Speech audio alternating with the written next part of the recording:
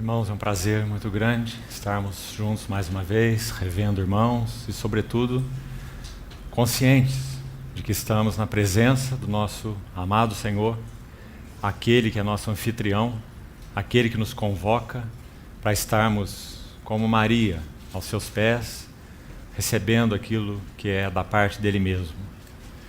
Vamos uma vez mais orarmos juntos e pedirmos ao Senhor que nos supra em tudo que carecemos nesse tempo de comunhão uns com os outros e comunhão com a sua palavra. Vamos orar. Senhor, mais uma vez confiamos nossas vidas a Ti.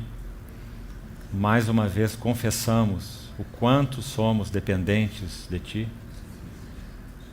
Te pedimos que o Senhor intervenha nesta noite entre nós, produzindo tudo que é necessário para que tenhamos um verdadeiro ambiente espiritual no qual o Senhor mesmo possa passear e andar entre nós, ministrando aos nossos corações e fazendo aquilo que somente o Senhor pode realizar. Confiamos nossas vidas a Ti. Supre-nos, Senhor, pelo Teu Espírito. Te pedimos para o louvor da glória de Tua graça. Em nome de Jesus. Amém. Vamos ler alguns versículos para a nossa introdução. Evangelho de João, capítulo 3. Vamos ler desde o verso 30. Convém que ele cresça e que eu diminua. Quem vem das alturas certamente está acima de todos. Quem vem da terra é terreno e fala da terra. Quem veio do céu está acima de todos e testifica o que tem visto e ouvido. Contudo, ninguém aceita o seu testemunho. Quem, todavia, lhe aceita o testemunho, por sua vez certifica que Deus é verdadeiro. Pois o enviado de Deus, e aqui claramente se refere ao nosso Senhor Jesus, como o enviado de Deus, fala as palavras dele, porque Deus não dá o Espírito por medida. Vamos destacar esse verso 34. Pois o enviado de Deus fala as palavras dele.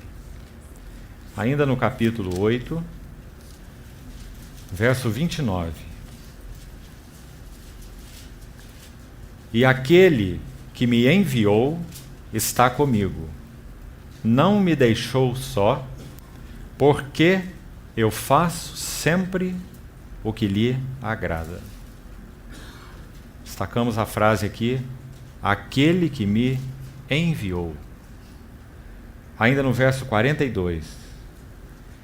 Replicou-lhes Jesus: se Deus fosse de fato vosso Pai, certamente me havíeis de amar, porque eu vim de Deus e aqui estou, pois não vim de moto próprio, mas Ele me enviou. Novamente, destacando essa última frase, Ele me enviou. Capítulo 9 do Evangelho de João, verso 6. Dito isso, cuspiu na terra e, tendo feito lodo com a saliva, aplicou aos olhos do cego, dizendo-lhe: vai e lava-te no tanque de Siloé, que quer dizer enviado. Vamos destacar de novo essa última frase. Vai, lava-te no tanque de Siloé, que quer dizer enviado. Um texto mais em Romanos, capítulo 10.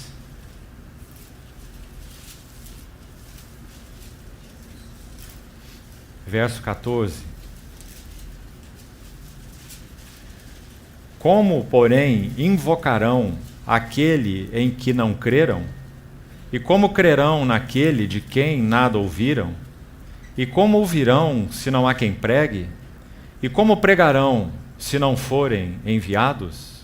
Como está escrito: quão formosos são os pés dos que anunciam coisas boas. início do verso 15, destacando: como pregarão se não forem enviados? Vamos ainda abrir em Isaías, capítulo 6. Isaías, capítulo 6.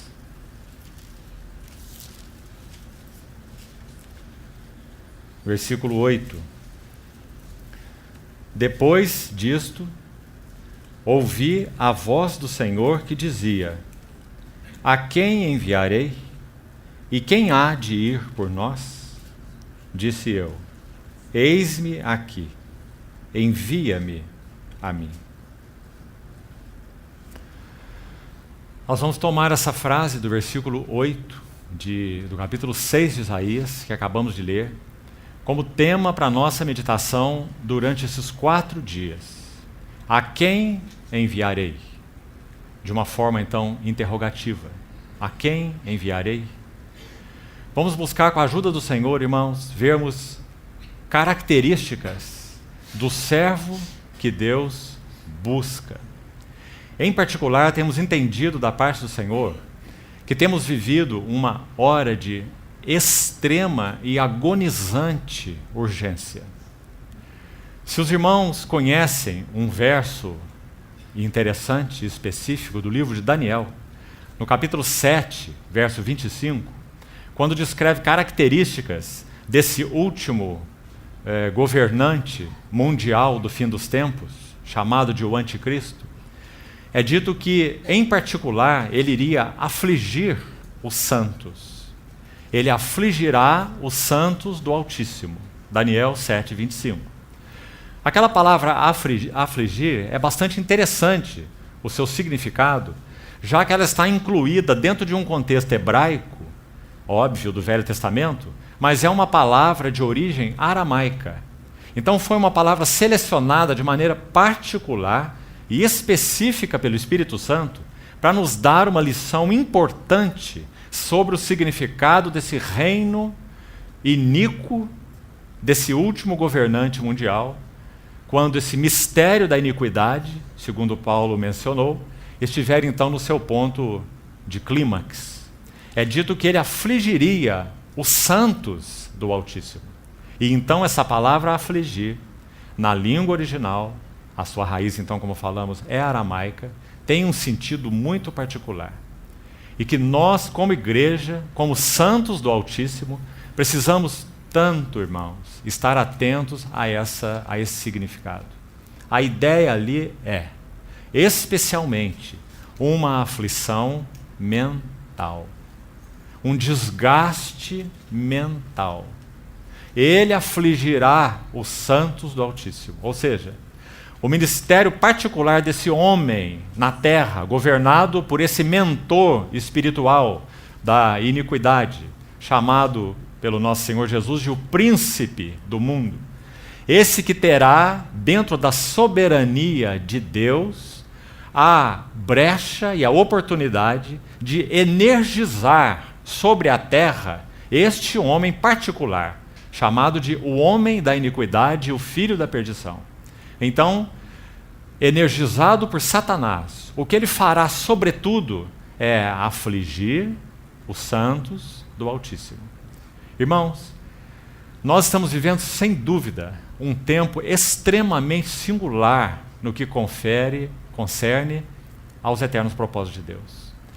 Não há, creio eu, nenhuma mente sã no meio dos cristãos hoje que deixe de crer que nós estamos vivendo realmente os últimos dias. E que nosso bendito Senhor está às portas. Quantos sinais nos têm levado a ver isso com clareza. Então, irmãos, para o que nós deveríamos estar atentando em particular? 2 coisas, uma positiva e uma negativa, que estão juntas como 2 lados de uma única moeda. Em primeiro lugar, aquilo que com a ajuda e a bênção do Senhor, contamos com ela, nesses 4 dias estaremos buscando compartilhar para a ajuda de todos nós. O tipo de servo e serva, obviamente, que Deus está ansiosamente buscando. Esse é o lado positivo. O lado negativo, a necessidade que nós temos de entender a gravidade da hora em que nós vivemos. Essas duas coisas andam juntas. Vivemos uma hora grave, uma hora urgente. Amados irmãos, se Paulo pôde escrever há quase 2000 anos atrás, como profeta de Deus que ele era, escrevendo para Timóteo, 2 Timóteo capítulo 3, que nos últimos dias sobreviriam tempos difíceis, em uma das nossas traduções. A ideia original é mais forte, a ideia é tempos furiosos. Nos últimos dias virão tempos agressivos. Os irmãos estão vendo que tipo de agressividade? Paulo mostra uma lista dessas características ali. A primeira que ele coloca é: pois os homens serão amantes de si mesmos. Que impressionante, irmãos. Vivendo uma vida centrada em si mesmos. O que importa a eles é sua própria saúde, sua própria paz, sua própria, falando de contexto cristão, sua própria bênção, seus próprios dons, sua própria família, seu contextozinho menor. Graças a Deus, estamos em paz, Deus tem aberto as portas, tem abençoado, e etc, etc. Os homens serão amantes de si mesmos e capazes, no contexto cristão, de usar as coisas e bênçãos de Deus para usufruto próprio. Então nós iremos, com a ajuda do Senhor, procurar ver quais são as características do servo que Deus ansiosamente busca. Nós estamos fazendo questão de acrescentar a palavra ansiosamente, sabe por quê? João capítulo 4, um verso tão conhecido, quando o nosso Senhor dialoga com aquela mulher em Samaria, ele diz assim: porque o Pai busca, porque o Pai procura. E aquela palavra também é uma palavra especial. Você não procura coisas que você pode encontrar facilmente em qualquer lugar, em toda esquina. Mas o que o Pai busca, Ele não encontra em toda esquina. Ele busca adoradores que o adorem em espírito, porque Deus é espírito, e em realidade, ou em verdade. Esses, o Senhor Jesus reforçou. Você vê como ele particulariza? Como que dizendo, não, eles não estão em todo lugar. Ele diz, esses são os que o Pai busca para os seus adoradores. Não é séria essa colocação do nosso Senhor? Não é estrita essa colocação do nosso Senhor? Então, irmãos, sim, nós precisamos de ajuda do Senhor para compreender o que a palavra de Deus tem para nos ensinar e como ela o tem. Nós vamos ter 4 tempos juntos, mas esse, sem dúvida, é um tema amplo nas Escrituras. Quais são as características desses que o Pai busca ansiosamente? Para 2 coisas. Para que respondam às demandas dele nos dias do fim. E que então, pelo lado negativo, como já falamos, estejam guardados, estejam isentos dos tempos difíceis em que poderemos ainda mais, como igreja, enfrentar até a revelação do anticristo, ou até mais que isso, se o Senhor não nos remover dessa terra em arrebatamento para Ele mesmo. Então, amados irmãos, como precisamos estar conscientes desses fatos e preparados. Um pouquinho mais de pano de fundo para os irmãos perceberem qual é a ideia aqui e por que vamos destacar esse tema nesses 4 dias. Quando o Senhor chama Abraão para jornadear com ele, Abraão vive uma vida com o Senhor muito especial. Ele era um idólatra, chamado da terra da confusão, da idolatria, e foi levado a uma vida marcada por altares, que significa rendição plena ou consagração plena.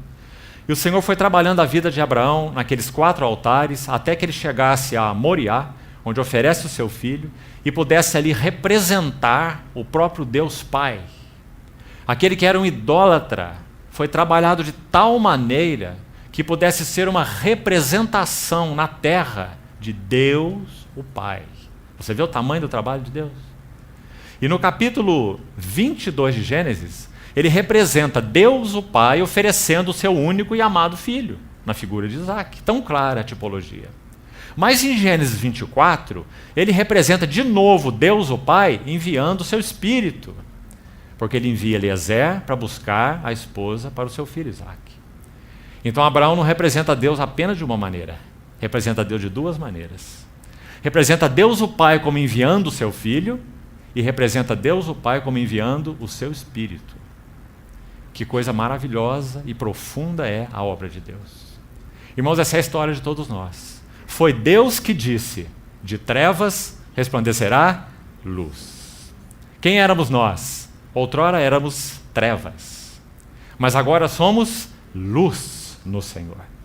Então Paulo vai dizer, então andai como filhos da luz. Então que coisa importante, irmãos. Podemos nesse panorama entender por que Deus busca ansiosamente. E então, ainda para completar esse quadro inicial, quando Abraão vai jornadeando com Deus e chega naquele capítulo maravilhoso, 15 de Gênesis, quando ele parte aqueles animais ao meio e aguarda o Senhor para fazer aquela aliança, uma passagem maravilhosa, uma das 11 visitas de Deus a Abraão, o Senhor fala algo particular para Abraão que nos interessa muito no contexto do que vamos compartilhar. Ele diz assim para Abraão, falando de maneira profética, que essa descendência de Abraão, para o qual ele fez promessa, em ti serão benditas todas as famílias da terra, mas o Senhor disse que haveria um intervalo aí, em que essa descendência dele seria cativa. Gênesis capítulo 15, por 400 anos. E então, num determinado tempo, eles seriam trazidos para a terra. E qual era esse tempo nas palavras do Senhor para Abraão? Escute bem, irmão. Ele disse assim, porque ainda não se encheu a medida da iniquidade dos amorreus. Amorreus é uma palavra para designar todos os moradores de Canaã. Ela é usada ali no sentido genérico. Ali tinha amorreu, jebuseu, filisteu, mas a palavra amorreu designa todos os cananeus. Ela é usada para designar a todos em muitos contextos. Então, quando o Senhor se refere à iniquidade dos amorreus, ele está falando sobre a iniquidade de Canaã, dos cananeus. Na avaliação do Senhor, a medida dessa iniquidade, como uma taça, não estava até a borda. O Senhor, na sua imensa longanimidade, ele ainda iria aguardar. O que Pedro diz na sua epístola? Deus é longânimo e ele não deseja que nenhum só pereça, mas que todos cheguem ao arrependimento. Não é maravilhoso esse nosso Deus? E ele pôde suportar até mesmo a iniquidade dos amorreus, para que então, no devido tempo, no devido momento, duas coisas acontecessem. Isso aqui nos interessa muito. Quando o povo de Deus, Abraão, Isaac, Jacó, José, você conhece a história, a nação cativa no Egito, 70 pessoas descendo para a terra de Gósen, onde proliferam como uma nação, são feitos escravos, tudo que o Senhor falou para Abraão. Permanecem escravos por 400 anos, são libertados pela mão de Moisés, são introduzidos na terra pelas mãos de Josué, e o que acontece ali? O que o Senhor tinha dito para Abraão. Quando o povo entra na terra, sob a liderança de Josué, acontecem duas coisas e não uma só. Uma coisa, primeira, aspecto positivo, eles estão obtendo a herança deles. Compreendeu, irmão? Canaã é um tipo do quê? Das riquezas insondáveis de Cristo. Lembre-se sempre, Canaã não é apenas um tipo de Cristo. O maná é um tipo de Cristo, o sangue do cordeiro é um tipo de Cristo, a água da rocha é um tipo de Cristo, e etc. A nuvem, a coluna de fogo, mas Canaã é diferente. Canaã tipifica apenas Cristo. Canaã tipifica a plenitude de Cristo. Porque todos os outros dispositivos são transitórios. Mas Canaã é o alvo, é o foco. Nós temos que interpretar Canaã para ser coerentes com a linguagem de Efésios 4, até que todos cheguemos à unidade da fé e do pleno conhecimento do Filho de Deus, a perfeita varonilidade, à medida da estatura da plenitude de Cristo. Você vê? Não apenas estatura de Cristo, mas estatura da plenitude de Cristo, para que não mais sejamos como meninos. Então essa é a diferença entre a tipologia de Canaã e de tudo mais que também é tipo de Cristo, mas tipos fragmentários. Canaã é tipo da plenitude. Então, voltando, quando o povo entra sob a liderança de Josué, eles estão obtendo a sua herança. Essa foi a promessa de Deus para eles. Era a terra que mana leite e mel. Eles iam ter até mesmo casas que não edificaram. Você pode imaginar isso? Vinhais ou vinhedos que não plantaram. E que tinham que transportar, você se lembra aqui, um na frente, outro atrás, segurando aquela vara. não é? A abundância das riquezas do grande Cristo que nós temos. Por outro lado, o que significou essa entrada deles? O juízo dos amorreus. Você percebe, irmão? Que interessante. Você está conseguindo ler esse quadro? À medida que o nosso Senhor Jesus tem reivindicado a sua igreja, nesses dias, duas coisas vão acontecer. Primeira coisa, nós entraremos na plenitude da nossa herança. Pela graça, pela fé, porque Cristo é nosso e nós somos dele. Por outro lado, a medida da iniquidade dos amorreus está pela borda. Irmãos, que dias nós temos vivido, em todos os aspectos. Para onde nós olhamos, não há alento, não há esperança. Nós estamos como Jeremias. Quero trazer à memória o que me pode dar esperança. Porque quando nós olhamos o contexto no qual estamos imersos, que horror, irmãos, que terrível, o mistério da iniquidade chegando ao seu clímax. Que o Senhor nos dê olhos para ver, porque essa é a realidade, que não sejamos iludidos. Então, queridos irmãos, se isso é verdade, se estamos vivendo essa hora, então vamos lembrar dessas duas coisas. Deus tem reivindicado sua igreja. E se nós temos estado inquietos, ávidos, buscando, desejosos, indo ao Senhor, quem sabe nos desembaraçando de tantas coisas, é porque Ele tem reivindicado a sua igreja. E louvado seja seu nome por isso. Mas não vamos esquecer, Ele irá julgar os amorreus nesses dias do fim. E sabe para que Ele nos chama? Vamos lembrar de novo mais um texto, para você ver que esse quadro tem realmente uma base bíblica muito adequada. Noé. Hebreus capítulo 11. Sabe o que é dito de Noé? Que Noé andou com Deus, Gênesis reflete isso, e que Noé obedeceu a Deus, então pela fé, assim começa o verso, Hebreus 11, 6 e 7, pela fé Noé, sendo temente a Deus, recebeu a revelação de Deus, então ele obedeceu a Deus, aparelhando uma arca, assim descreve o autor de Hebreus, escute o que ele fala, pela arca, que é fruto da obediência dele, ele poderia ficar de braço cruzado, Deus me falou, Deus me revelou, mas ele não se moveu para lado nenhum, mas não foi isso que ele fez. O Senhor falou, o Senhor revelou e Noé trabalhou. Graça, responsabilidade. Então Noé trabalhou sob a revelação de Deus. E o que ele fez? Hebreus 11, 6 e 7. Aparelhou uma arca. Agora escute, irmão, que a Bíblia diz esse texto. Pela qual ele, duas coisas, não uma só, se tornou, ou primeiro, condenou o mundo, aspecto do juízo dos amorreus. Pela arca, ele condenou o mundo. Você vê isso? Mas também pela arca, o que diz esse versículo? Ele se tornou herdeiro da justiça que vem da fé. Não é maravilhoso? Você vê a coerência disso? Duas coisas acontecendo. Noé, pela sua obediência à revelação de Deus, ele salvou sua casa, porque ele aparelhou a arca. Ele salvou sua casa e se tornou herdeiro da justiça que vem da fé. Esse é o nosso chamamento. Por outro lado, por aparelhar a arca, ele condenou o mundo do seu tempo. Irmão, que expressão forte é essa? Sim, abra bem seus ouvidos. A igreja foi chamada para condenar o mundo. E é através da igreja que o Senhor irá condenar o mundo. Você compreende isso, irmão? Quando Paulo falou assim, nós somos para Deus o bom perfume de Cristo, tanto nos que são salvos, como nos que se perdem. Para com os que são salvos, aroma de vida para a vida. Para com os que se perdem, cheiro de morte para a morte. Aí Paulo pergunta, quem é idôneo ou suficiente para essas coisas? Que pergunta, né? Que pergunta é essa? Sabe quem é suficiente para essas coisas? Aqueles servos que adquirem as características que Deus busca. E é isso que nós queremos ver com a ajuda do Senhor. Quais são essas características?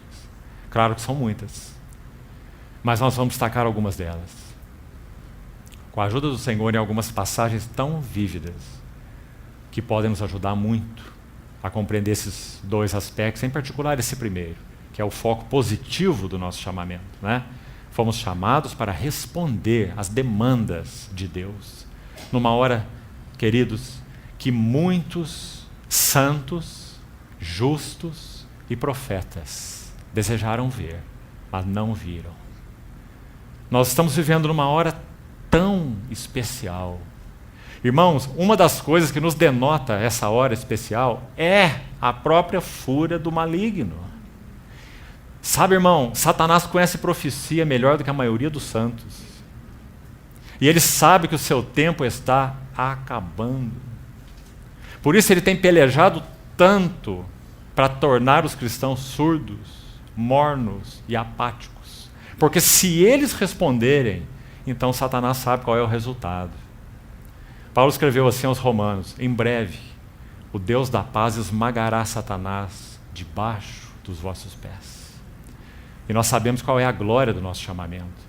Sabemos que até mesmo a criação aguarda a revelação da glória dos filhos de Deus. Ah, irmãos amados, como nós precisamos permitir que o Espírito Santo tire esses campos dos nossos olhos, para que não vivamos mais vidas pequenas, medíocres, autocentradas, voltadas para nós mesmos. Minha esposa, meu marido, meu filho, meu trabalho, meu dinheiro, minha casa, meu aluguel, que o Senhor nos ajude, irmãos. Nos desarraigar para Ele como um trigo de Deus. Essa hora tão urgente. Sim, nós temos marido, nós temos esposa, nós temos filhos, nós temos trabalho, nós temos coisas para administrar. Nos ajude o Senhor. As palavras dele são: cuidado, que os vossos corações não fiquem sobrecarregados. Foi ele que falou. Com as consequências da orgia, da embriaguez e das preocupações deste mundo. E sabe em que contexto ele falou isso? Para que aquele dia não venha sobre vós repentinamente, como um laço. Porque há de vir sobre todos que habitam sobre a terra. Essas são as palavras do nosso Senhor. Então, irmãos, isso não deve nos levar de joelhos aos pés do Senhor e pedir: Senhor, guarda meu coração. Quero compreender que tudo que o Senhor me tem dado é um acessório a ser usado para a tua mordomia. Guarda o meu coração, para que não se corrompa com nada, nem das tuas bênçãos e das tuas dádivas. Então, tendo esse contexto em mãos, vamos procurar ajuda na palavra de Deus para responder à pergunta do Senhor para Isaías. Qual foi a pergunta do Senhor para Isaías? A quem enviarei? Qual é a resposta que podemos encontrar? Vamos buscar hoje, nessa primeira reunião, abrir um texto muito precioso e especial, para nos ajudar com marcas muito significativas, para compreendermos então essas características do servo que Deus busca. Vamos hoje ao primeiro livro de Samuel. 1 Samuel. Vamos gastar algum tempo nos 3 primeiros capítulos. Nós vamos selecionar pequenas passagens dentro desses 3 capítulos de Samuel. Vamos entender um pouco do contexto aqui. Quando o Senhor chama Samuel, Samuel mesmo não sabia que a economia de Deus, a administração de Deus nessa época, ela estava num ponto de virada. Um ponto crítico, um ponto crucial. Nem Samuel sabia. Muito menos aquele que era o sacerdote, então, oficial, chamado Eli. Muito menos Eli sabia o tempo em que ele vivia. E essa foi uma das moléstias da vida de Eli. Ele não soube discernir o tempo em que ele vivia, nem mesmo ao ponto de corrigir os seus filhos. É dito no texto, nos primeiros capítulos, que os filhos de Eli se fizeram execráveis ou desprezíveis, reprováveis, mas Eli não os repreendeu. E os irmãos sabem o que eles faziam, Ofni e Finéias, durante aquele período em que eles serviam, entre aspas, naquele santuário. Se prostituíam com as mulheres que vinham ali, tomavam do que era oferecido ao Senhor para usufruto próprio. Observe essas marcas, são interessantes, importantes. Tomavam o que era de Deus e oferecido para Deus para usufruto próprio. Metiam o seu garfo na panela, como é descrito, e o que era para ser oferecido ao Senhor eles comiam. Né? Então, características que nos falam bastante sobre essa vida egocentrada, como falamos no início. Então, basicamente, esse é o contexto de Samuel. Alguns detalhes a mais nós vamos ler, vamos destacar à medida que formos lendo então e compartilhando. Vamos buscar a ajuda do Senhor para entendermos essas características desse servo que supre a necessidade de Deus. Capítulo 1, 2 e 3 de Samuel. Talvez seja bom ainda, um pouquinho mais de paciência, explicar uma frase que em si mesma pode ser difícil. Necessidade de Deus. Talvez alguns de uma mente teológica aí possam se complicar um pouco essa frase. Então, vou gastar um pouquinho de tempo explicando. Necessidade de Deus, para muitos, pode não ser uma frase bem-vinda. Porque, por um lado, nós sabemos, que o nosso Deus, o Deus da Bíblia, ele não tem nenhuma necessidade. Ele é um Deus perfeito, é um Deus completo, é um Deus absoluto, é um Deus satisfeito nas suas três pessoas. O Pai, o Filho e o Espírito em plena alegria, em plena comunhão, em pleno desfrute, e plenitude é a palavra que pode designá-lo, porque é isso que ele é. Esse é o Deus da Bíblia, esse é o Deus que cremos. Agora, o outro lado qual é? É que esse Deus absoluto, soberano, perfeito e completo, ele mesmo determinou-se a ter cooperadores. Ele mesmo determinou-se a ter o que sem dúvida podemos chamar de necessidades. Que tipo de necessidade? Por exemplo, ele determinou, ele planejou que ele estabeleceria uma esposa para o seu amado filho. Ele criou tudo pelo seu filho, criou tudo para o seu amado filho. Então ele planejou desde os tempos eternos que ele daria uma esposa para o seu amado filho. Então, quando o Senhor determinou assim, ele determinou ter uma necessidade. Ele precisa preparar essa esposa. Essa esposa não vai surgir num passe de mágica. Então o que ele fez? Ele começou isso lá no livro de Gênesis, quando ele disse assim: façamos o homem. Tão singular que é segundo a nossa imagem e a nossa semelhança. Nem anjos têm essa característica. Só o homem é espírito, alma e corpo. Há um versículo em Zacarias 12, muito interessante, que diz assim: fala o Senhor, Zacarias 12, versículo 1. Fala o Senhor que estendeu os céus, fundou a terra e formou o espírito do homem dentro dele. Você vê que versículo interessante? Fala o Senhor que estendeu os céus. Irmão, será que podemos dimensionar o tamanho dessa primeira frase aqui? Segundo dizem, os astrônomos já estão nos dizendo aí que há trilhões de estrelas. Você consegue colocar esse número aí na sua mente? Então, esse versículo diz que o Senhor estendeu os céus. Aí a próxima frase diz: ele fundou a terra. Sabe o que é a terra no meio disso? É um pó, não é? É um grãozinho mínimo, não é? No meio dessa infinidade. Aí então ele vai minimizar mais ainda e dizer assim: e formou o espírito do homem dentro dele. Você vê que versículo maravilhoso? Agora você tem que colocar lá o primeiro elo em contato com o último. Sabe qual é o primeiro elo? Fala o Senhor. Porque o Senhor é o Senhor, aquele que é eternamente, que não depende de nada, não precisa de ninguém, Deus perfeito, completo. Fala o Senhor. O que o Senhor fez? Estendeu os céus. O que mais? Fundou a terra. O que mais? Formou o espírito do homem dentro dele. Você percebeu que maravilhoso? Esse Senhor eterno, tremendo, ele veio habitar dentro do espírito do homem. Provérbios 20, 27. Porque o espírito do homem é a lâmpada do Senhor, o qual esquadrinha todo o corpo. Nós não somos, então, feitos de maneira preciosa, irmãos? Para um propósito maravilhoso? Então, quando o Senhor diz: façamos o homem à nossa imagem, conforme a nossa semelhança, esse era o seu propósito. Ele queria ter no homem, guarde isso, uma contraparte daquilo que ele é em si mesmo. Por isso ele diz: nossa imagem. Ele não fala isso para uma árvore, ele não fala isso para uma rocha, ele não fala isso para um anjo, nem para um rio, como diz os panteístas. Mas ele fala isso só para o homem. Façamos o homem a nossa imagem e conforme nossa semelhança. E tenha ele domínio. Não é maravilhoso, irmão? Gênesis 1:26 é um germen de 1 Coríntios 3, quando Paulo vai falar com toda clareza agora: de Deus nós somos cooperadores. E lavoura de Deus e edifício de Deus sois vós. O único operador é Deus. Mas Ele determinou ter cooperadores. Compreendeu?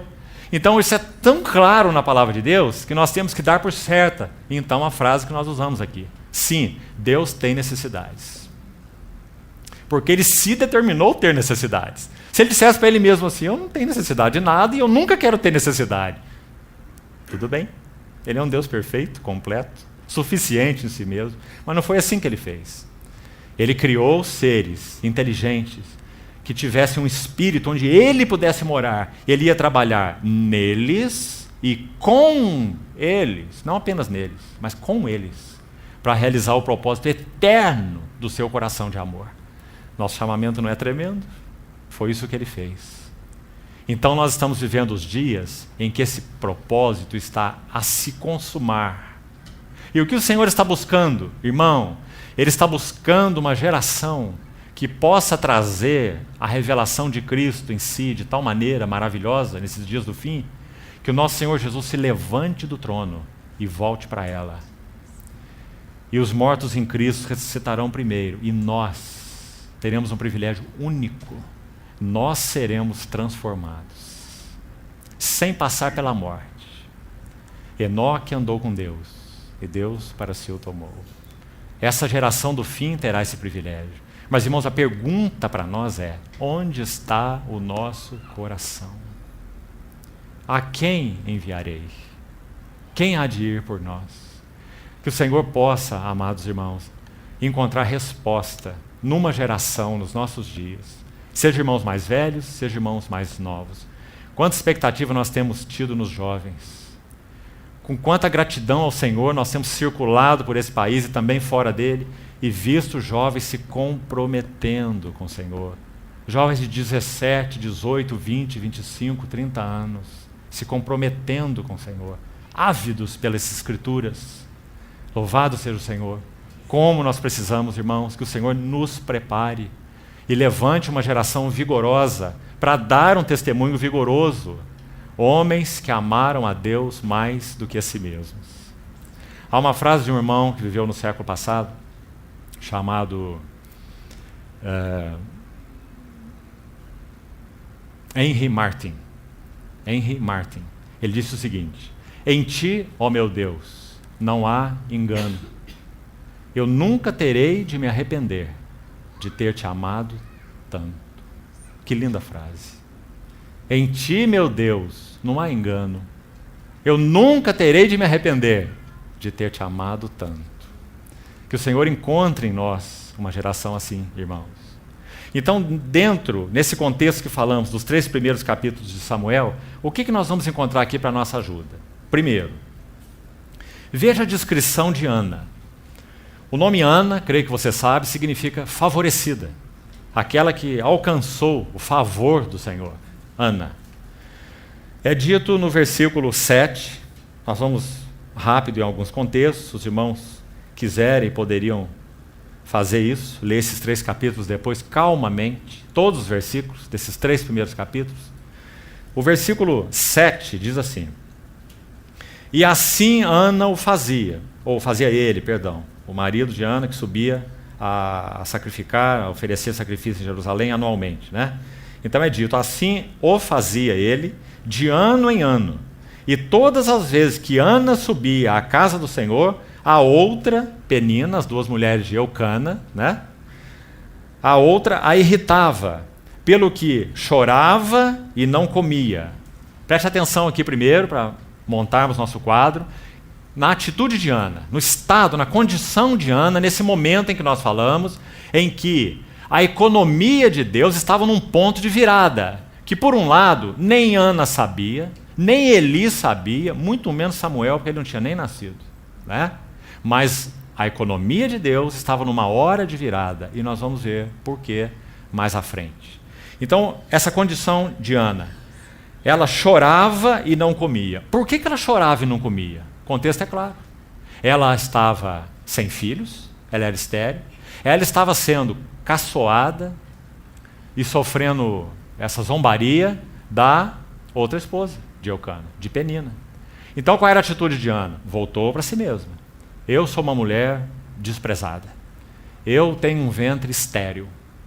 Deus me amaldiçoou, porque assim eram vistas aquelas mulheres naquela época, né?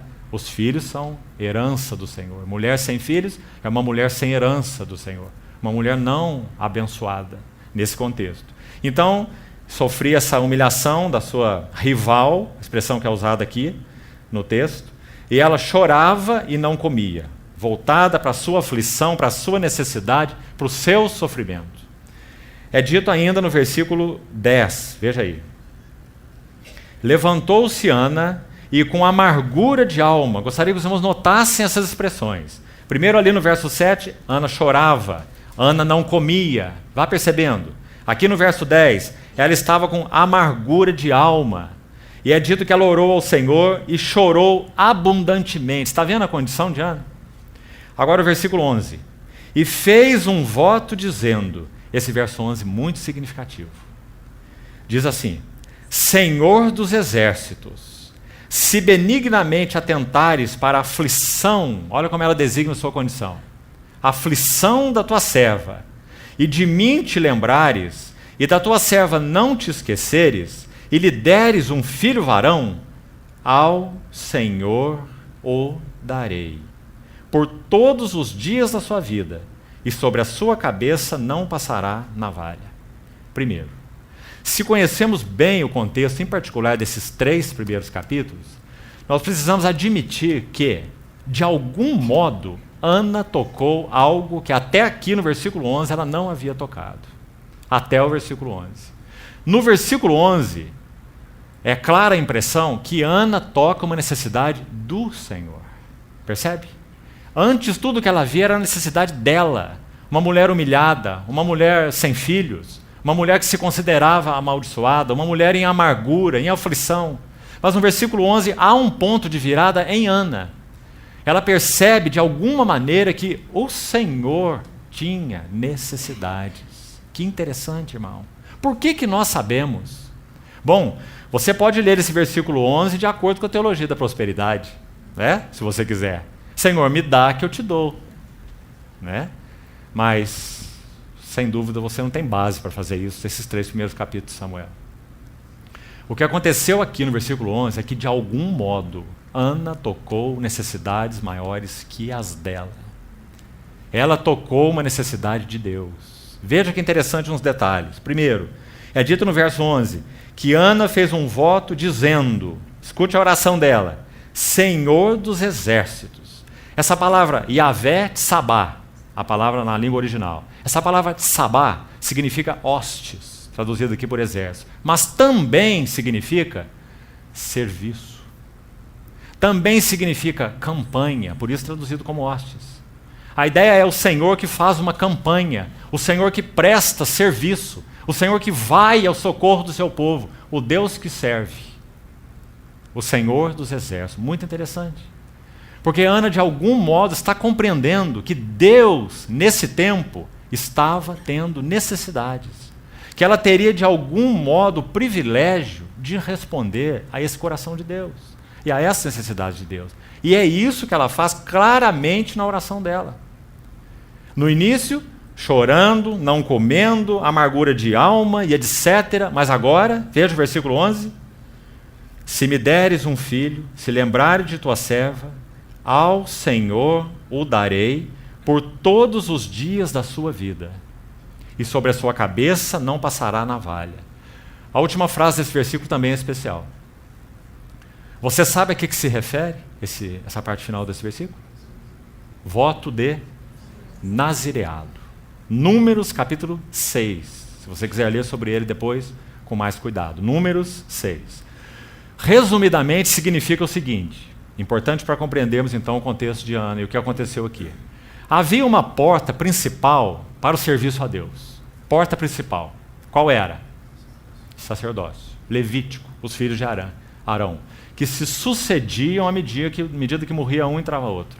Né? Eles foram designados para o serviço sacerdotal. A família de Arão, dentre a tribo de Levi. Esses eram os sacerdotes. Mas Deus, na sua bondade, fidelidade, misericórdia, Ele proveu uma legislação que abria uma porta lateral. Talvez essa seja a melhor maneira de explicar, de entender o nazireado. Era uma porta lateral. A porta principal é sempre a porta principal. Mas se ela tem problema, se ela se cerra, então há uma entrada lateral, para que Deus não deixe de ser servido. Então o Senhor estabeleceu uma porta lateral chamada voto do Nazireu, quando qualquer pessoa, de qualquer tribo que fosse, não dependesse de descendência, de hereditariedade para servir o Senhor, mas pudesse se oferecer voluntariamente ao Senhor, seja homem ou seja mulher. Número 6. Então ele iria fazer aquele voto, ele tinha requisitos para cumprir dentro do tempo do seu voto. Que nós não vamos entrar em detalhes, que no momento não é o nosso foco aqui. Então quando Ana diz que ela daria ao Senhor, versículo 11, repetindo aí, por todos os dias da sua vida e sobre a sua cabeça não passaria navalha, essa era a condição do nazireu. Ele não poderia tocar um corpo morto, sobre sua cabeça não passaria navalha, e ele não poderia beber bebida forte. Essas 3 características. Isso significa que Ana não estava negociando com o Senhor. Muito claro esse versículo 11, para que não achemos que isso aqui é uma teologia da prosperidade.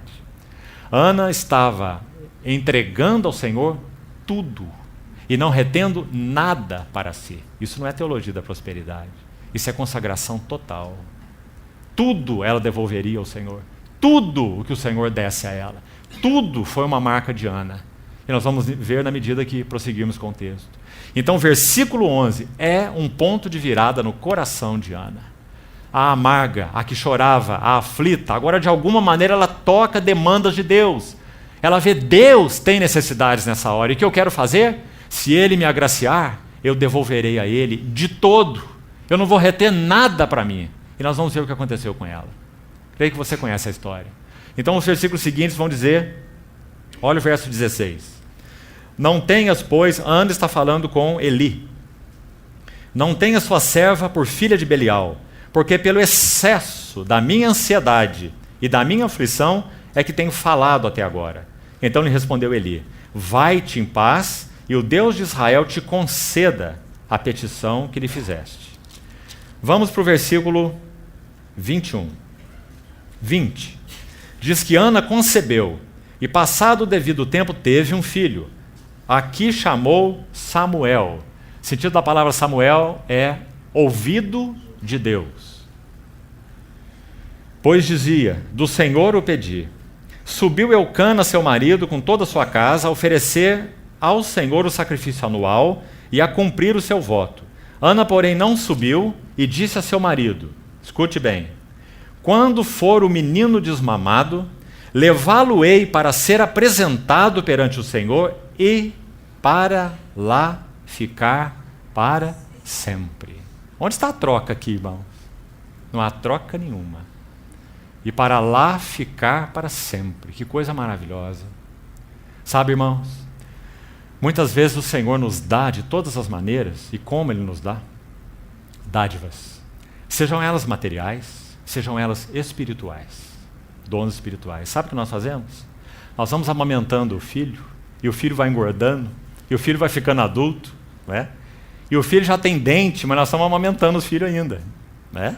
Crescido, gordo, adulto, e nós estamos amamentando o filho. Nós nunca devolvemos ao Senhor aquilo que o Senhor nos tem dado. Sabe qual é o resultado? Corrupção em nossas próprias vidas. Não há nada que nós retenhamos daquilo que o Senhor nos tem dado que não possa significar corrupção para nós. Sempre vai significar corrupção para nós. Irmãos, esse princípio é tão claro nas Escrituras. Quando o Senhor concedeu, na mesma linha de Ana, o filho do impossível para Abraão, você se lembra, irmão, o que Abraão fez com ele? Ele coloca o Isaac na tenda. Tenda é o lugar de guardar as coisas. Você desarma sua tenda, junta a bagagem, põe no camelo, peregrina, sua tenda e suas coisas. Foi isso que ele fez com Isaac. Essa coisa preciosa chamada Isaac. Essa coisa que na verdade é um dom, com D maiúsculo, um dom de Deus, onde repousa a bênção Em ti serão benditas todas as famílias da terra, na tua descendência. Você vê o tamanho dessa dádiva? Então Abraão agarra aquilo como sendo o que ela é, essa dádiva. E ele coloca no lugar errado, na tenda. Isaac cresce, cresce, e cresce, e cresce. E engorda. E chega o momento que o Senhor fala, oferece-me. Você vê, irmão, que gesto de misericórdia. O Senhor sabe que se Isaac não sair da tenda e não for para o altar, Abraão está perdido. Então ele diz, me oferece o teu filho, o teu único filho, Isaac, a quem amas. E qual o resultado? Morte e ressurreição. De onde figuradamente Deus o recobrou, nas palavras do livro de Hebreus. E então houve curso para o cumprimento dos propósitos de Deus através de Abraão. Nós vamos fazer uma pergunta aqui, complicada de responder. Se Abraão não pusesse Isaac no altar, o propósito de Deus teria curso? Pergunta difícil, né? Mas aparentemente pela Bíblia, não. Abraão teria que obedecer a Deus. Teria que levar o seu filho no altar, para que o propósito de Deus tivesse curso, o curso devido. Irmãos, que sérias e solenes são essas lições para nós. Os irmãos percebem o que Deus tem aguardado de nós.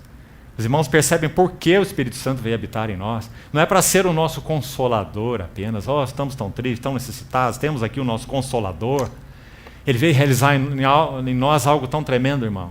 Nos aparelhar, nos equipar, para que possamos responder aos propósitos eternos de Deus, consagrando a Ele, entregando a Ele tudo que Ele nos tem dado, sem nenhuma só reserva, porque nada, que expressão de Paulo mais preciosa, como ela precisa ser escrita com realidade aqui dentro de nós, nada temos trazido para este mundo, e nada poderemos levar dele. Parece um niilismo, né? Sabe o que é niilismo? Uma escola de filosofia que pregava que nada é nada. Então vive aí da maneira que você puder, vai, vive a sua vida, vive a vida pela vida, porque só existe a vida, não tem nada além da vida. Niilismo. Os filósofos pensaram tanto, começaram a pensar com Sócrates, 500 anos antes de Cristo, e terminaram pensando com o niilismo, quando nada é nada. Você vê onde a filosofia chega, né?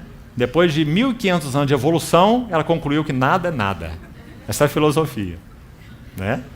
Então, queridos irmãos, como precisamos aprender a viver segundo esse maravilhoso chamamento que nós recebemos da parte do Senhor. Então, Ana tocou isso de algum modo. Ela viu essas necessidades. Então, ela tem o seu filho, dádiva maravilhosa. Ela pediu ao Senhor. Ela disse, Senhor, eu devolverei a Ti por todos os dias da vida dele, e ele será um nazireu ao Senhor. Sobre sua cabeça não passará navalha. Então, aquele filho veio. Ana amamenta o seu filho, é claro, ela tinha que fazer isso. Cuida do seu filho, amamenta o seu filho. Eucana sobe para adorar, ela diz, não, esse ano eu ainda não vou, meu filho está mamando. E ela vai preparando o seu filho para que ele chegasse no ponto em que ela então ofereceria ao Senhor. E aí, vamos no versículo 26 com bastante atenção. Vamos ver aqui algumas lições maravilhosas. Verso 26, do capítulo 1. E disse ela, ah, meu Senhor, tão certo como vives, de novo ela está falando com Eli, eu sou aquela mulher que aqui esteve contigo orando ao Senhor. Por este menino orava eu, e o Senhor me concedeu a petição que eu lhe fizera. Pelo que também o trago como devolvido ao Senhor. Preste atenção nessas expressões, irmão. No versículo 27, concedeu a petição. Veja aí. Concedeu a petição. No versículo 28, devolvido ao Senhor. Esses dois lados têm que andar juntos, irmão. Normalmente a nossa oração, ela se encerra na primeira parte. O Senhor concedeu. Mas sabe o que um salmo tem para nos dizer? Concedeu-lhes o que queriam, mas fez definhar-lhes a alma. Quando o povo comia maná no deserto, que era uma figura de Cristo, e diz, nossa alma já tem fastio desse pão vil, queremos carne. O Senhor diz, toma carne, as codornizes. E comeram codornizes até sair carne pelos dentes. concedeu-lhes o que queriam, mas fez definhar-lhes a alma. Um dos perigos, entre aspas, de pedirmos as coisas para o Senhor é Ele nos dar.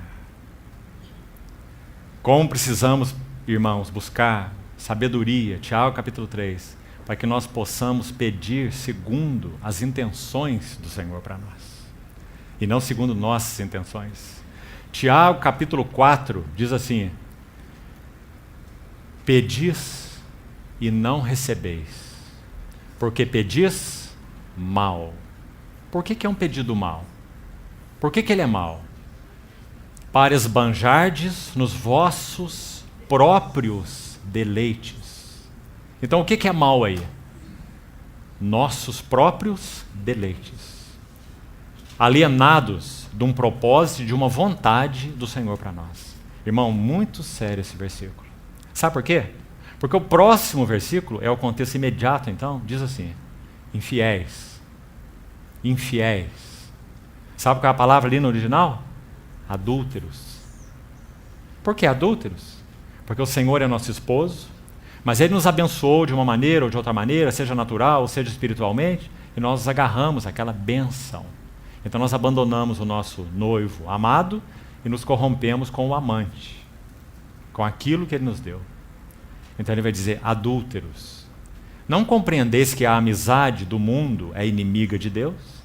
Aquele que quiser ser um amigo do mundo, constitui-se um inimigo de Deus. Preste atenção no que Tiago está dizendo. Tiago 4, 3 e 4. Esses versículos que citamos. Capítulo 4, versos 3 e 4. Você vai ver duas palavras ali. Deleites, que se refere à carne, e mundo no versículo 4. Carne e mundo. Deleites e mundo. Esse é um par terrível.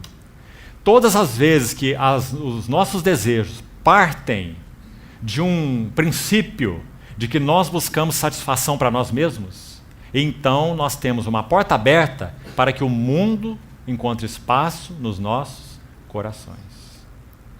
A carne em nós apela para o mundo fora de nós, e o mundo fora de nós apela para a carne dentro de nós. Compreendeu como funciona? Por isso que Tiago une as duas coisas. Ele dizendo: pedis e não recebeis, porque pedis mal, para esbanjardes nos vossos deleites, carne. Aí vai dizer: infiéis, não compreendeis que a amizade do mundo é inimiga de Deus. Você viu como que eles trabalham? Então nós precisamos de ajuda do Espírito Santo, para que nós saibamos o como pedir, o que pedir, por que pedir, qual é a raiz desse pedido, por que nós queremos, o que isso toca a vontade de Deus, onde está a vontade de Deus aí? É a vontade de Deus? Responde às necessidades de Deus? Coopera para o reino de Deus? É designação de Deus ou é nosso próprio deleite? Irmão, é muito difícil para aquele que é filhinho compreender o significado dessas coisas. Porque os filhinhos andam na base do lícito ou do ilícito. Isso é lícito? Então claro que eu posso pedir para Deus, é lícito. Isso é ilícito? Então não vou pedir para Deus o que é ilícito. Mas sabe o que Paulo fala? Todas as coisas me são lícitas, mas nem todas me convêm. Ele não era um menino na fé. Todas as coisas me são lícitas, segundo a frase dele, mas nem todas me edificam. E a terceira frase dele: todas as coisas me são lícitas, mas eu não me deixarei dominar por nenhuma delas. Esse era um homem adulto em Deus, que não pedia baseado no lícito ou no ilícito, mas naquilo que edificava, que contribuía para o reino de Deus, que não o dominava e que então podia responder às necessidades de Deus, às demandas de Deus. E essa também era Ana. Então, versículo 27, o Senhor lhe concedeu a petição. Versículo 28, eu o trago devolvido ao Senhor por todos os dias que ele viver, pois... Irmão, esse pois é muito interessante. Esse pois, uma preposição, uma conjunção, que aniquila a teologia da prosperidade. Esse pois. Por que aniquila? Porque Ana compreendeu muito bem que todas as dádivas do Senhor, todas, deveriam retornar ao próprio Senhor. Não era uma troca em termos de barganha com Deus. Tudo que ela recebia era do Senhor, e se era do Senhor, era para o Senhor. Perderia o propósito se não fosse usado em direção ao Senhor. Perderia o propósito se não contribuísse para a glória do Senhor. Compreendeu, irmão? Então, esse pois, muito importante aí. Ela diz, pois do Senhor o pedi. E, olha como termina o verso 28, que lindo. E eles fizeram o quê? Adoraram. Não é maravilhoso? Então, quando eles compreenderam que veio do Senhor, em particular Ana, quando ela compreendeu que seria então devolvida ao Senhor, porque é do Senhor, é para o Senhor, é para a glória do Senhor, pertence ao Senhor, tem que cooperar com aquilo que o Senhor quer, senão não tem sentido. Não tem sentido para o meu deleite, não tem sentido para a minha satisfação. Eu vou ter uma satisfação que não responde às demandas do Senhor? Essa é a pergunta. Eu vou estar satisfeito e agradado com aquilo que não responde às demandas do Senhor? Ana, não. Então, o versículo 28 marca esse quadro de uma maneira linda. Diz, eles adoraram. E você sabe o que significa adorar. Uma plena rendição. A raiz da palavra é a mesma do servir. Então, Ana serviu ao Senhor de maneira plena, porque ela compreendeu. Agora, vamos avançar um pouquinho mais e já estamos encerrando.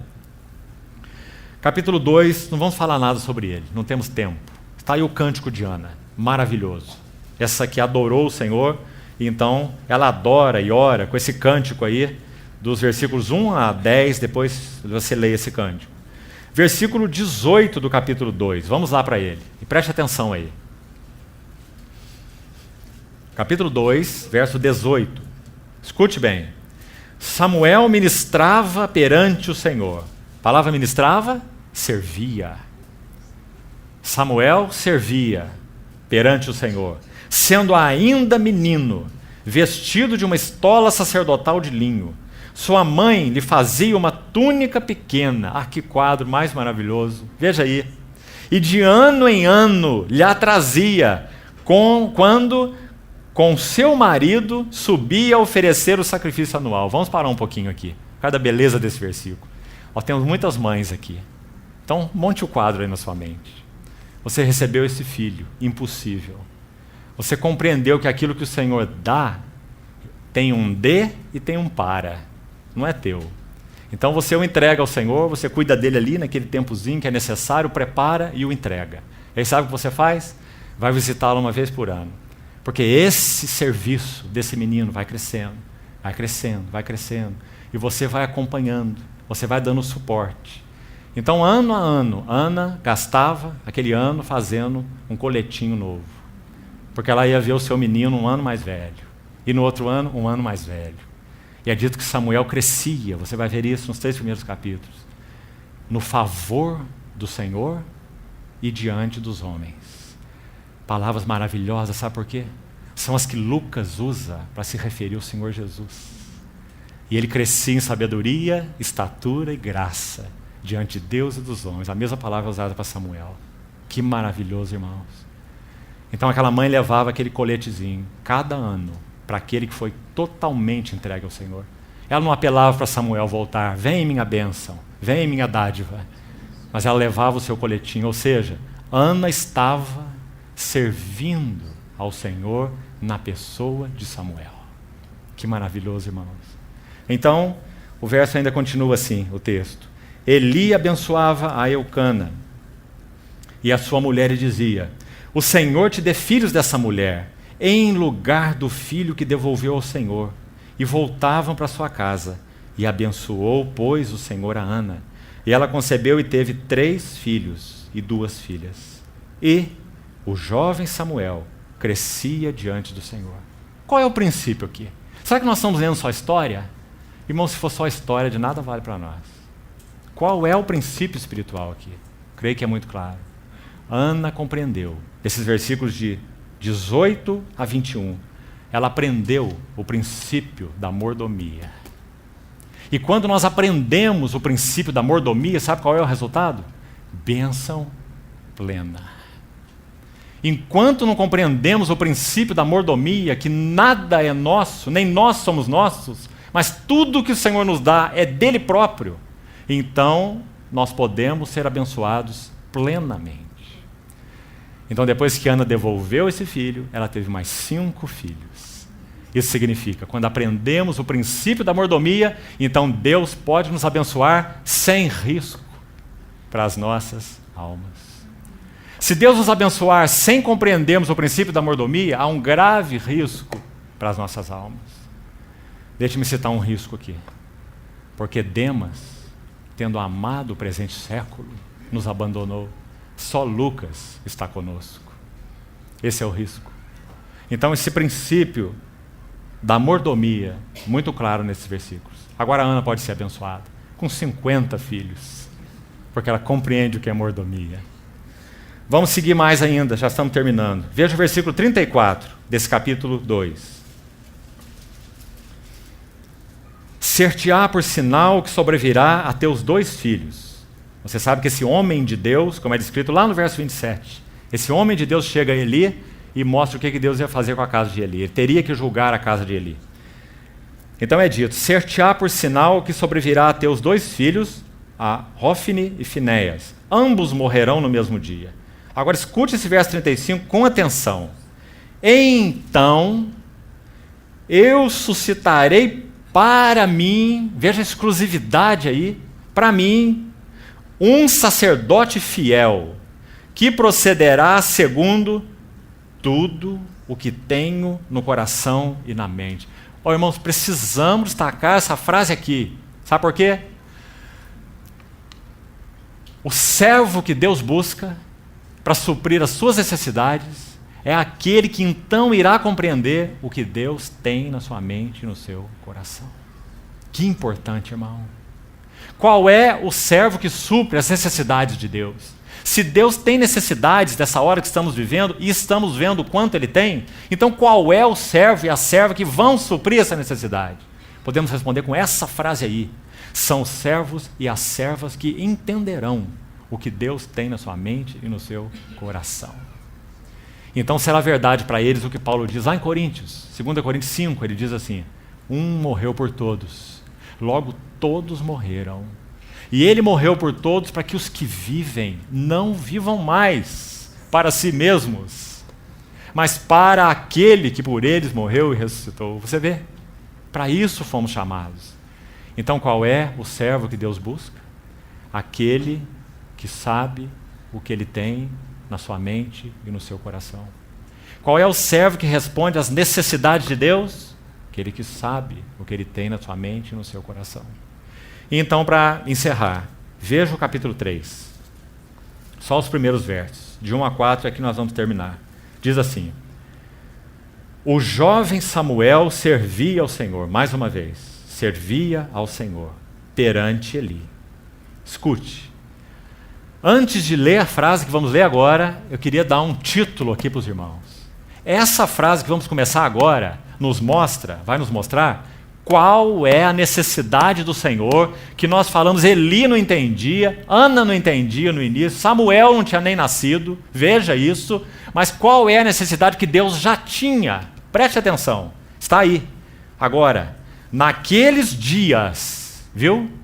A palavra do Senhor era muito rara e as visões não eram frequentes. Aí está o versículo, que nos ajuda a entender quais eram as necessidades do Senhor. E então a pergunta é, quem vai responder a essas necessidades do Senhor? Eli, corrompido. Seus filhos, corrompidos. Ana, inicialmente, olhando para a sua miséria e para as suas necessidades. Quem vai responder às necessidades do Senhor? Por um lado, buscando as próprias necessidades, Ana. Por outro lado, um serviço corrompido. Quem vai responder às necessidades do Senhor? E quais são suas necessidades?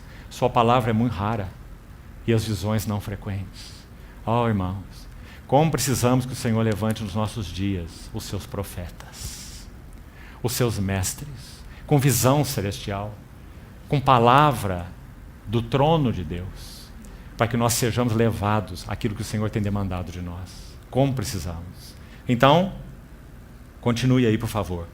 Certo dia, estando deitado Eli no lugar costumado, o sacerdote Eli, preste atenção, cujos olhos já começavam a escurecer-se, a ponto de não poder ver. Interessante? Isso não fala apenas da vista aqui do velho Eli, mas também fala da sua condição como sacerdote. ele já não tinha mais condição de discernir o que era de Deus e o que não era de Deus. Então, o versículo 2, também um contraste interessante que eu gostaria que você visse, é dito que Eli estava deitado, olha aí na sua Bíblia, no lugar acostumado, percebe? Eli tinha lá o seu cantinho, o lugar acostumado, o velho sacerdote, com seu olho escurecendo, já não estava discernindo mais nada, se deitou como de costume, lá no seu lugar acostumado. Mas sabe esse outro que o Senhor estava levantando? Escute o que é dito dele, no verso 3. E tendo-se deitado também Samuel. Onde? No templo do Senhor. Que lindo contraste, irmãos. Por um lado, o sacerdote Eli deitado no lugar costumeiro. Por outro lado, Samuel deitado no templo do Senhor. Sabe o que nós nos lembramos aqui? Salmo 27, 5. Davi ora assim: uma coisa peço ao Senhor, e a buscarei, que eu possa morar na casa do Senhor, para contemplar a beleza do Senhor e meditar no seu templo. Esse não era Eli. Eli estava no seu lugar costumeiro. Esse era Samuel, que o Senhor havia chamado. Louvado seja o Senhor. São esses que o Senhor tem buscado nos nossos dias, irmãos. Que Ele nos ajude, irmãos. Concluindo a passagem. Samuel, deitado no templo do Senhor, em que estava a arca. E agora olhe uma outra frase solene aqui. Antes, naquela última hora, que a lâmpada de Deus se apagasse. Oh, irmãos, nós estamos vivendo essa hora. Antes que a lâmpada de Deus se apague, que o mistério da iniquidade se revele em plenitude. Sim, o Senhor almeja que haja um povo nessa terra, que seja luz, testemunho, preservando a palavra da vida no meio de uma geração pervertida e corrupta, no qual resplandeceis como luzeiros no mundo. Esse era Samuel, antes que a lâmpada de Deus se apagasse. Agora fica claro o que Eli não sabia, o que Ana não sabia inicialmente, o que Samuel nem tinha vindo à luz ainda, agora fica claro. A lâmpada de Deus estava se apagando. A palavra muito rara, as visões não frequentes. Deus está demandando algo, mas quem vai responder? Uma Ana que olha para a sua aflição não pode responder. Um Eli que deita no lugar acostumado também não pode responder. Deus precisa de alguém que saiba o que Ele tem na sua mente e o que Ele tem no seu coração. E esse é Samuel. Louvado seja o Senhor. Então, o versículo 4, terminando, diz assim: e o Senhor chamou o menino, Samuel, Samuel. E ele respondeu: eis-me aqui. O que nós vemos em Isaías? A quem enviarei? E quem há de ir por nós? Essa é a pergunta do Senhor. Qual foi a resposta de Isaías? Eis-me aqui. A mesma que nós estamos lendo aí em Samuel. Eis-me aqui. Envia-me a mim. Então, irmãos, nesses 3 capítulos, em primeiro lugar, concluindo, nós vemos que aqueles servos que demandam, que suprem a necessidade de Deus, são aqueles que compreenderão o que Ele tem na sua mente e no seu coração. Nesses dias de tanta urgência. Qual é a necessidade para que esses servos respondam a essas demandas do Senhor? Qual é a necessidade deles? Que eles saibam o significado de plena consagração. Absoluta consagração. Qualquer coisa que nós retivermos será a nossa tragédia, será a nossa corrupção. Que o Senhor nos ajude e continue falando ao nosso coração. Vamos orar. Senhor, entregamos a Ti mesmo a Tua palavra, entregamos a Ti mais uma vez, voluntária e alegremente, as nossas vidas, Te suplicando, Senhor, que o Senhor não nos deixe à margem de tudo isso. Te pedimos, Senhor, que o Senhor renove o nosso chamamento e que o Senhor nos introduza com amplitude naquilo que o Senhor tem reservado para a Tua igreja nos dias do fim. Ó Senhor, nos guarda de apostasia, nos guarda de lentidão, de mornidão. Te pedimos, renova em nós esse tremendo chamamento. E Senhor, pela Tua graça e mão forte, lida dentro do nosso coração com tudo aquilo que signifique competição contra Ti mesmo. Senhor, nos ajude a ver as Tuas dádivas sejam materiais ou sejam espirituais, como sendo mordomia para ti. Ó Senhor, nos livra, nos dá mais luz. Sabemos que esses inimigos são tão sutis. Por isso pedimos, Senhor, tua assistência, tua misericórdia, tua luz. Glorifica teu nome em nossas vidas, Senhor, te pedimos. Em nome de Jesus. Amém.